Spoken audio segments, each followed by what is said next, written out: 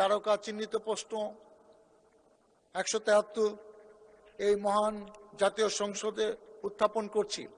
মাননীয় স্পিকার, ব্যাপারটি গুরুত্বপূর্ণ দেখে আমি একটু পড়ে শোনাচ্ছি।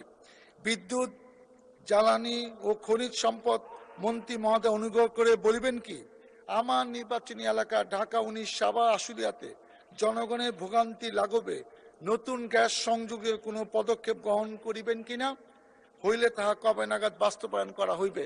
মাননীয় স্পিকার, আপনাকে ধন্যবাদ। মাননীয় মন্ত্রী।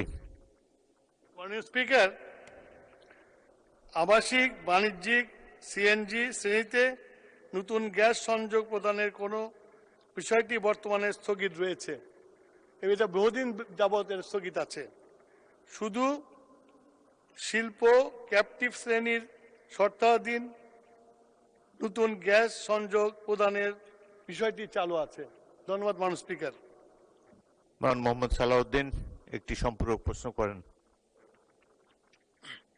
মাননীয় মন্ত্রী মহোদয়, আমরা যতটুকু জানি যে 2014 সালে এটা রেস্ট্রিক্টেড করা হয়েছিল এবং 2022 সালে এটা কমপ্লিটলি বন্ধ আছে, এবং এখন যে 12 কেজি সিলিন্ডার গ্যাস যেটা বাজারে চালু আছে এবং সাভার আশুলিয়া এলাকাতে যেগুলা বহুল ব্যবহৃত এবং বিক্রিত হচ্ছে, বেশ কিছু কোম্পানি বসুন্ধরা, ওমেরা, ইউনি, পেট্রোমাক্স, বেক্সিমকো সিটি, সেনা ফ্রেশ সরকার কর্তৃক নির্ধারিত এগুলা মূল্য হলো 12 কেজি 1341-1400 টাকার নিচে, কিন্তু এই প্রত্যেকটা বিক্রি হচ্ছে 2200-2600 টাকা করে।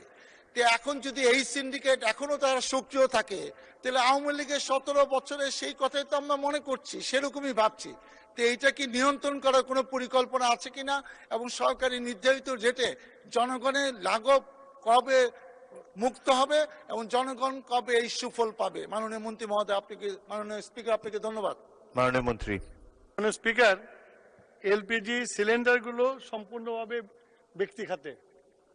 আমরা সরকার আসার পরে সরকার থেকে যেন আমরা এই সিলিন্ডার করতে পারি সেই জন্য পরিকল্পনা করছি।